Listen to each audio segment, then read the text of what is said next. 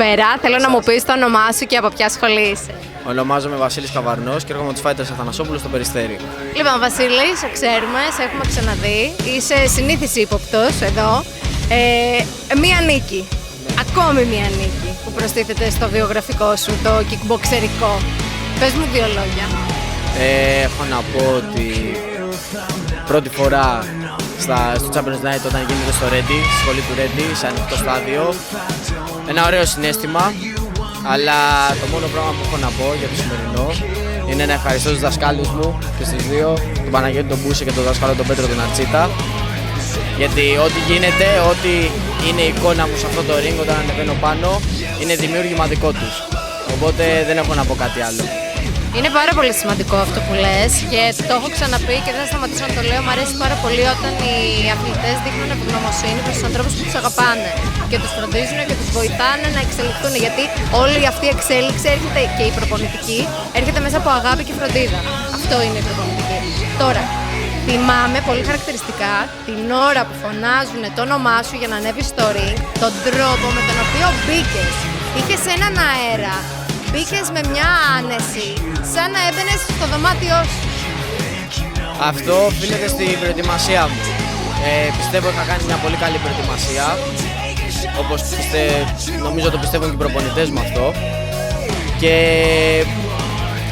κυρίως αυτό οφείλεται στην προετοιμασία μου. Ένιωθα άνετος με τον εαυτό μου, ένιωθα δυνατός, ένιωθα τις ανάσες μου καλές και γενικά ένιωθα ότι βρίσκομαι εκεί που ανήκω. Στο φυσικό του περιβάλλον λοιπόν και νίκη στον πρώτο γύρο με διακοπή, με τεχνικό νοκάουτ, αν είδα σωστά. Ρωτάω γιατί δεν είμαι σίγουρη. Ωραία, τέλεια. Με διακοπή λοιπόν, καλά είπα.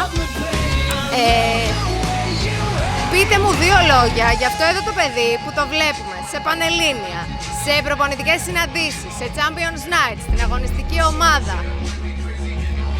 Καταρχάς να πω ότι ο Βασίλης είναι ένα αξιόλογο παιδί, ένα παιδί το οποίο δουλεύει καθημερινά. Έχει κάνει πραγματικά μια αλλαγή στον τρόπο που προπονείται πλέον, είναι πιο προσεγμένη η προσέγγιση του στην προπόνηση. Έχει αρχίσει και δουλεύει πάρα πολύ συγκεκριμένα πράγματα τα οποία το έχουμε υποδείξει και εμείς σαν δάσκαλοι του, αλλά και οι δάσκαλοι που είναι στην αγωνιστική ομάδα, όπως ο δάσκαλος ο Κωνσταντίνος Αθανασόπουλος και ο δάσκαλος Αντώνης Καραδήμας, και αυτό φάνηκε σήμερα. Ένα παιδί που ξεκίνησε με τάι, οπότε άλλο στυλ τελώς. Μπήκε μέσα πιο στημένος από ποτέ, πιο κλειστός από ποτέ, πήγε το παιχνίδι στα χέρια και του έδωσε το επιθυμητό αποτέλεσμα. Δεν κρατάμε τη νίκη, κρατάμε την απόδοση,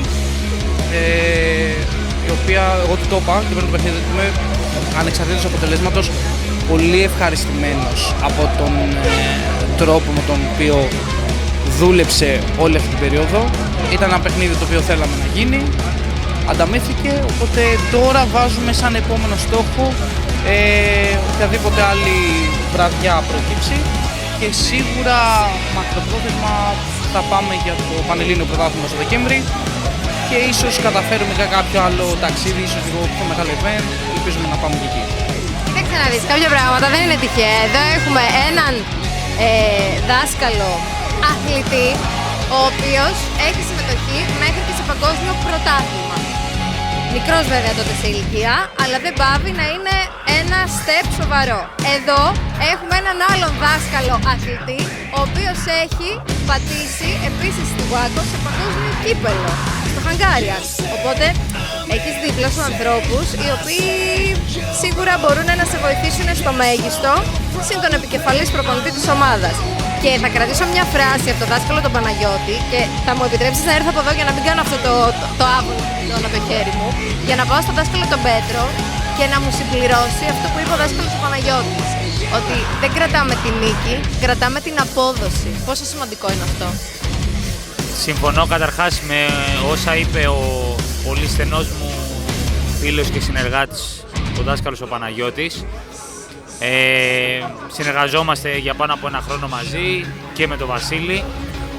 Αυτό το οποίο λέει έχει την βάση του στο εξής. Ο Βασίλης όταν ήταν στη σχολή ήταν ένα παιδί που τα χέρια του όχι δεν χτυπάγανε, δεν σημαδεύαν καν ευθεία. Και πλέον τα χέρια του ήταν αυτό που του δώσαν την νίκη, το παιχνίδι. Και γενικότερα, Σημαδεύουνε και τους πάνε και διακοπή. και γενικότερα δηλαδή έχει, για τον καιρό αυτό που έχει δουλέψει, έχει πραγματικά κάνει πολύ, πολύ καλή βελτίωση. Κάθε μήνα, κάθε μέρα βελτιωνόμαστε. Γι' αυτό είναι το πιο σημαντικό. Κρατάμε την απόδοση και ότι αρχίζει αυτό και του βγαίνει και πάνω στο παιχνίδι. Γιατί παρότι είχε προπονηθεί και στο παρελθόν για να παίξει αγώνες, ίσως δεν είχαμε την απόδοση που περιμέναμε αναλογικά με την προπόνηση που είχαμε κάνει. Πλέον αρχίζει αυτό και βγαίνει πάνω στο ring και αυτή είναι η μεγαλύτερη επιτυχία. Σε αυτό πιστεύω αναφέρεται και ο δάσκαλος του Παναγιώτης και αυτό βλέπω και εγώ από τη μεριά μου, παρότι με λιγότερες φορές μαζί με τον Βασίλη. Η κύρια προπόνηση γίνεται με τον δάσκαλο του Παναγιώτη και στα αγωνιστικά τμήματα. Αλλά παρόλα αυτά είμαι πάντα δίπλα του, πάντα στις εξελίξεις, πάντα στο πώς προχωράει. Χάρηκα πολύ την νίκη του σήμερα, τη χαρήκαμε και οι δύο. Γιατί μετά από κάποιες συνεχόμενες ήττες, μετά από είχε και ένα μικρό τραυματισμό, μετά από παιχνίδια που δεν καταφέραμε να παίξουμε, νομίζω ότι το άξιζε για την προσπάθεια που έχει καταβάλει τόσο καιρό. Και είναι αυτό που λέμε, αυτή η απόδοση ότι μας βγήκε στον πρώτο γύρο, βγήκε αυτή η άνεστη, χαλαρότητα, όλα τα ζητούμενα που θέλαμε από τον Βασίλη. Τέλεια, όμορφα πράγματα, ωραίες εξελίξεις, προοδεύουμε, πάμε μπροστά και νικηφόρα. Τι να ευχηθούμε, τα καλύτερα μόνο. Ευχαριστώ πολύ. Συγχαρητήρια. Ευχαριστώ.